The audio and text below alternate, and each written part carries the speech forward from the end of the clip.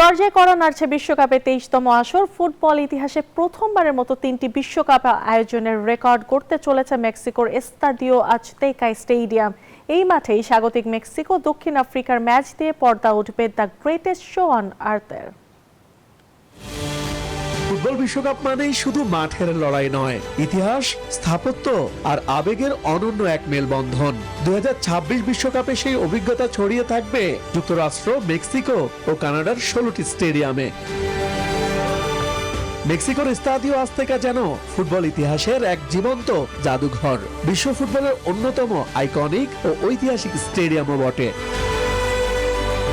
1966 সালে উদ্বোধনের পর 1970 বিশ্বকাপের মূল কেন্দ্র ছিল এই স্টেডিয়াম। সমুদ্রপৃষ্ঠ থেকে এই ভেন্যুটির উচ্চতা 2200 মিটারেরও বেশি, যেখানে তীব্র বাতাসের সঙ্গে বেশ চ্যালেঞ্জ নিয়ে খেলতে হয় ফুটবলারদের। মেক্সিকোর জাতীয় ফুটবল দল ও ক্লাব আমেরিকার হোম ভেন্যু এটি, যার দর্শক ধারণ ক্ষমতা 87,000-এরও বেশি। এই স্টেডিয়ামে 1970 সালে বিশ্বকাপের সোনালী ট্রফি হাতে তুলেছিলেন ব্রাজিলিয়ান কিংবদন্তি পেলে।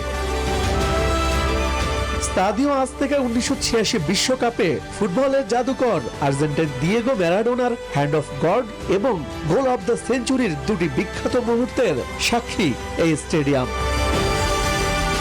ফুটবলের মেগা ইভেন্টের এবারের আসরে বিখ্যাত এই ভেন্যুতে কোন কিংবদন্তি আলো ছড়াবেন, মেসি নাকি রোনালদো, তা দেখতে অপেক্ষার প্রহর গুনছে বিশ্বের অগণিত ফুটবল ভক্ত।